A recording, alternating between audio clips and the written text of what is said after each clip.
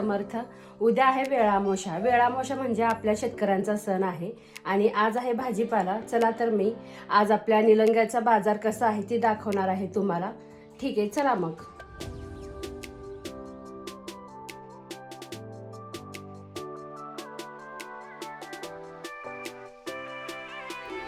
आता हे शिवाजी चौक आहे आमच्या निलंग्यामध्ये। प्रथम इथे येऊन आंबीलसाठी बिंदगं घेतला आम्ही। त्या बिंदग्यामध्ये आंबील भरून शेताकडे घेऊन जायचं असतं। आंबील म्हणजे काय ते तुम्हाला पुढे दिसेलच। त्याच्यानंतर आपला बाजार चालू झालेला आहे। स्टार्टिंगला कपडे वगैरे असतात, त्याच्यानंतर भाजीपाला चालू होतो आणि उद्या वेळामोशा आहे ह्याच्यामुळे गर्दी खूपच होती। अशा पद्धतीने भाज्या वगैरे घेतल्या आणि घरी आले। घरी आल्यानंतर सर्व भाज्या काढले, कारण वेळामोशाची स्पेशालिटी म्हणजे भज्जी। भज्जी म्हणजे ते एका भाजीचं नाव असतं। अशा प्रकारे सर्व भाज्या त्याच्यामध्ये मिक्स, थोडक्यात मिक्स भाजी म्हणू शकता तुम्ही। आणि ती खायला खूप टेस्टी लागते, कारण फक्त वर्षात एकदाच अशा प्रकारे ही भाजी बनवली जाते आणि टेस्ट पण तशीच असते।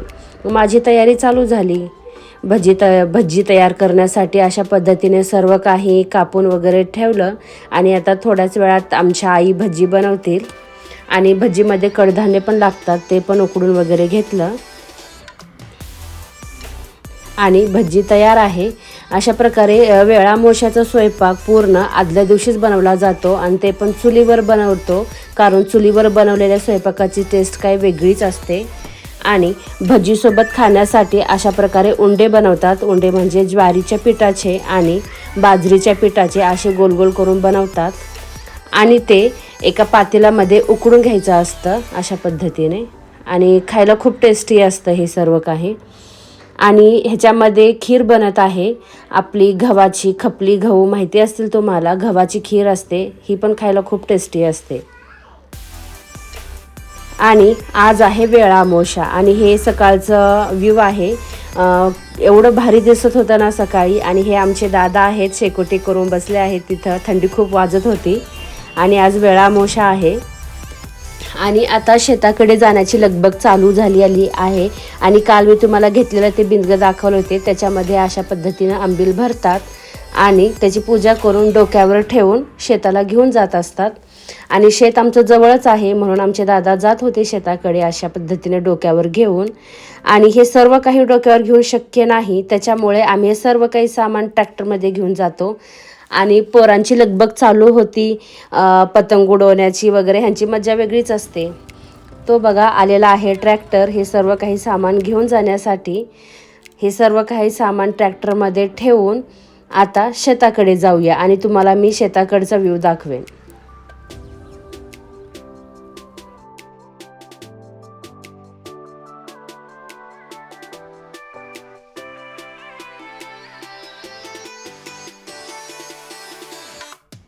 आता मी पण रेडी होते शेताकडे जाण्यासाठी। चला रेडी झाले, चला जाऊया शेताकडे। चला आता आपण शेताला जाऊया आणि शेतामध्ये आमची वेळामोशा कशी सेलिब्रेट करतात ते मी दाखवते।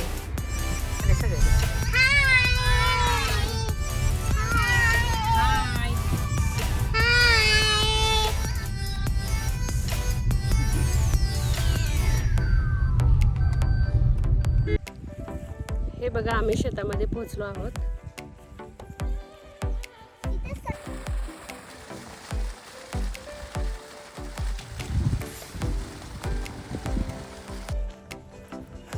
आणि हे पाठीमागचे सूर्यफूलचं व्ह्यू एवढं भारी दिसत होतं ना, खूपच छान दिसत होतं। आणि ह्या आहेत आमच्या ताई आणि हे आमच्या शेतातले सेंद्रिय देव आहेत। आज यांची पण पूजा केली जाते, मानसन्मान केला जातो। आणि आता शेतामध्ये आपल्या अशा पद्धतीने पूजा केली जाते। चिखलाचे 5 मूर्त्या बनवून आणि पिठाचे दिवे पाजळले जातात। अशा पद्धतीने कोप बनवतात आणि त्याच्यामध्ये ती पूजा केली जाते अशा पद्धतीने। मराठवाड्यामध्ये वेळामोशाला खूप महत्त्व आहे। सर्व शेतकरी आज वेळामोशा दिवशी शेतात असतात, गावामध्ये कोणसुद्धा नसतं। आणि हे आहे आमचे फॅमिली मेंबर, सर्वजण हाय म्हणत आहेत। आणि ती माझी छोटी मुलगी आहे, तिची आता लगबग चालू झाली इकडून तिकडून पळायची। तिला जायचं होतं त्या साईडला म्हणून ती पळत होती।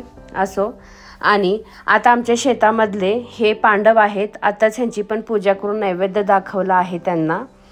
आणि प्रथम आता हे सर्व काही आणि हे झाड जे आहे उंबरीचं खूप वर्षाखालचं जुनं झाड आहे आणि त्याच्या सावलीखाली आम्ही वेळामोशा करतो. आणि ही विहीर आहे आमच्या शेतातली आणि हे आमच्या शेतातलं व्ह्यू आहे. आणि आता हे अशा पद्धतीने पूर्ण नैवेद्य जे आपण स्वयंपाक बनवलेला असतो हे अशा पद्धतीने शेतामध्ये पूर्ण शिंपडायचं असतं. त्याच्यानंतरच मग जेवण करायचं असतं.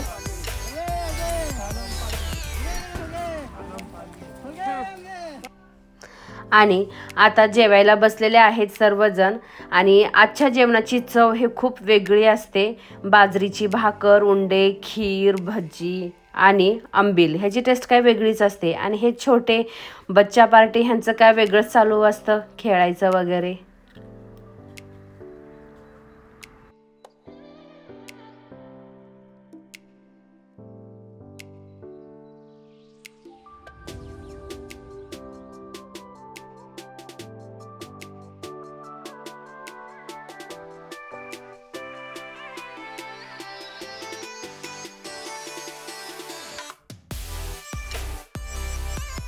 श्री स्वामी समर्थ.